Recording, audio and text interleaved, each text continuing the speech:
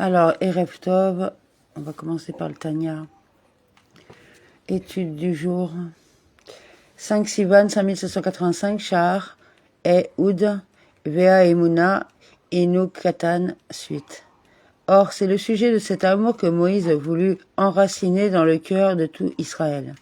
Dans la section « Et maintenant Israël, etc. » Au verset « Oui, à l'Éternel ton Dieu appartiennent les cieux, etc. » Ce verset décrit la grandeur de Dieu.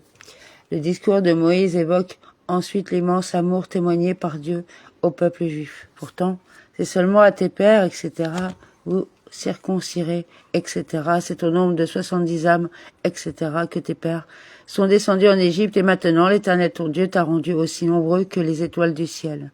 Ce qui appelle en retour, tu aimeras l'Éternel ton Dieu. Amen. Et c'est pourquoi Moïse acheva son propos en disant concernant cet amour que vous ordonne de faire. Telle est donc la réponse à la question initialement posée, concernant l'emploi du verbe faire au regard d'une émotion du cœur. Il s'agit de l'amour façonné dans le cœur par la compréhension et la connaissance appliquée à la méditation sur des choses qui éveillent l'amour. Le Tanya anticipe une éventuelle objection. S'il est ici question d'une forme d'amour engendrée par la contemplation, la méditation n'aurait-elle pas dû être prescrite par la Torah ? En fait, explique le Tanya, tel est précisément l'objet d'un verset du schéma. À ce propos, il a déjà été prescrit initialement dans la première section du schéma. Que ces paroles que je t'adresse aujourd'hui soient sur ton cœur, afin que par cette méditation, tu parviennes à l'amour de Dieu, comme le dit le Sifri sur ce verset. Or, concernant cette seconde forme d'amour générée par la méditation, il est possible de parler du devoir et d'un ordre. Cet ordre consiste à appliquer son cœur et son esprit sur des considérations qui éveillent l'amour. Mais concernant la première forme d'amour dont on a parlé plus haut, qui est contraire à une flamme qui s'élève d'elle-même, on ne peut en aucune façon parler d'un ordre et d'un devoir. Et non seulement cela, non seulement ce degré d'amour ne peut pas être créé par la méditation et ne peut donc pas faire l'objet d'une injonction de la Torah.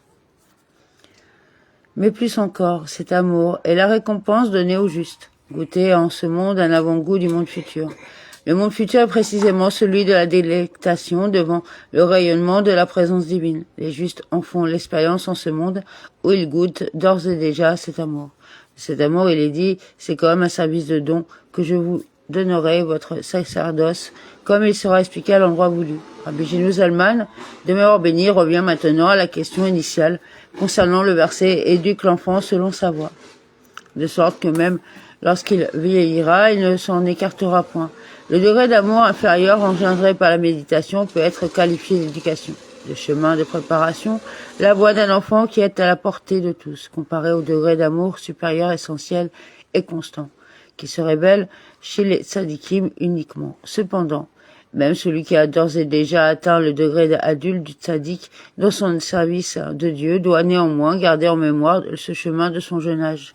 En effet, il est possible que le tzaddik soit privé momentanément de son amour dans les délices, en particulier parce que son service de Dieu exige qu'il s'élève sans cesse de degré en degré. Pour ne pas être troublé dans son élévation, il doit, avant de parvenir à un rang supérieur, de se défaire complètement de son rang précédent.